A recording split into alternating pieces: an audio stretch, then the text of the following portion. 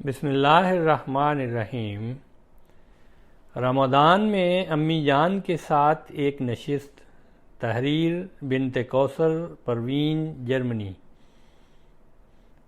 آج اپنی امی جان کے ساتھ جڑی رمضان المبارک کی کچھ یادیں سننے کا بہت مزہ آیا، سوچا کہ آپ کو اس کے متعلق بتایا جائے۔ امی جان ماشاءاللہ 11 بہن بھائی ہیں اور پڑھائی کے سلسلہ میں کچھ ان کے چچا زاد بہنیں اور بھائی بھی میرے نانا ابو کے ہاں گاؤں میں رہتے تھے۔ قریباً سب ہم عمر تھے۔ امی جان بتاتی ہیں کہ ہماری گلی میں 4 گھر احمدیوں کے اور 2 غیر احمدیوں کے، اور گھر کے پیچھے بھی غیر از جماعت تھے۔ احمدیوں کی مسجد بھی ہماری گلی کے شروع میں تھی اور گلی کا آخری گھر ہمارا تھا۔ پرانے وقتوں میں گھر کچے ہونے کی وجہ سے چھتوں اور فرش پر مٹی لگانے کا رواج تھا۔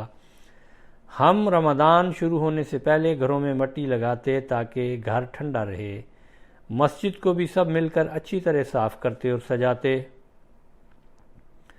ان وقتوں میں بجلی تو عام نہیں تھی، اس لیے دیے اور لالٹین گھروں اور مساجد میں جگہ جگہ رکھے جاتے تاکہ رات میں عبادت کرنے والوں کو روشنی کی کمی کی وجہ سے دقت نہ ہو۔ امی جان مزید بتاتی ہیں کہ ان وقتوں میں خواتین گھروں میں افطاری بناتی اور بڑے برتنوں میں ڈال کر مساجد بھیج دیتی، جہاں مرد حضرات سب مل کر مسجد میں افطاری کرتے۔ سحری اور افطاری گھر کے افراد کے علاوہ محلہ میں موجود گھرانوں میں بھی لازماً بھجوائی جاتی۔ الحمدللہ ہم جو احمدی گھرانے تھے سب اچھے کھاتے پیتے تھے، اسی وجہ سے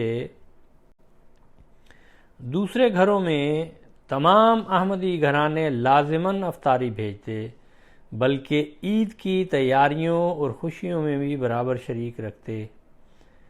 ہمارے والدین نے اپنے اور ہمسایوں کے بچوں میں کبھی فرق نہیں رکھا تھا۔ امی جان نے بتایا کہ رمضان المبارک میں اکثر نماز تراویح کے بعد مربی صاحب کے ساتھ سوال و جواب ہوتے، سحری کے بعد نماز فجر اور درس القرآن ہوتا، آخری عشرہ میں تو بہت زیادہ اہتمام کیا جاتا۔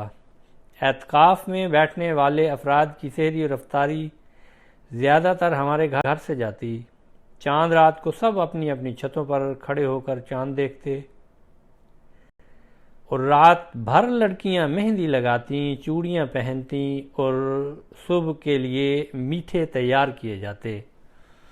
ہمارے گھر میں زیادہ اہتمام کی بہت خاص وجہ یہ تھی کہ نماز عید کے بعد لجنہ ممبرات کو سال بھر میں ہونے والے پروگراموں میں کے انعامات دیے جاتے، جبکہ ناصرات، واقفات، واقفین اور طفل ہمارے گھر میں اکٹھے ہوتے۔ مربی صاحب بچوں کو انعامات دیتے، سب مل کر کھانا کھاتے اور گلی میں رہنے والے غیر از جماعت بچے بھی اس تقریب میں شامل ہوتے۔ ان کو بھی اس وقت کوئی نہ کوئی دعا سن کر انعام دیا جاتا۔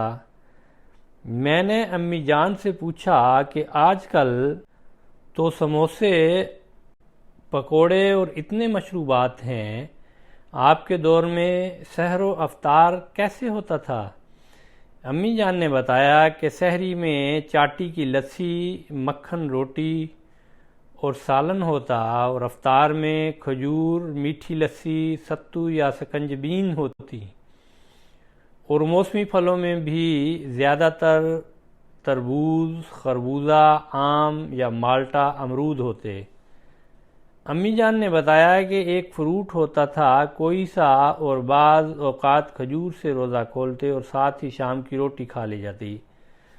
بتاتی ہیں کہ بس 27ویں روزہ کو پکوڑے ہوتے تھے، باقی زیادہ توجہ اپنی عبادت وغیرہ میں ہی ہوتی۔ پھر میں نے پوچھا کہ اتنی محدود خوراک میں متوازن غذا کیسے ہوتی؟ تو امی جان ہنس کر کہتی کہ ہمارے وقتوں میں کم چیزیں مگر صحت بخش ہوتی، تم لوگوں کی طرح چسکے دار نہیں ہوتی تھی، بس زبان کا چسکا دیکھو، صحت نہیں۔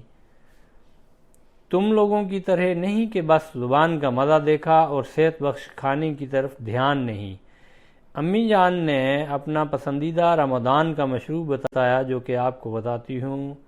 ملائی والا دودھ 1 گلاس، پانی 1 گلاس، شکر حسب ذائقہ، چینی نہیں شکر، ان کو مکس کریں اور پی لیں۔ بتاتی ہیں کہ اسے پی کر نہ صرف سکون آتا ہے بلکہ گرمی اور لو کا توڑ بھی ہے۔ میری امی جان کو اپنی دعاؤں میں خاص طور پر یاد رکھیے گا۔ اللہ تعالیٰ تمام بیماروں کو صحت عطا فرمائے، آمین ثم آمین۔ آواز شعیب خالد۔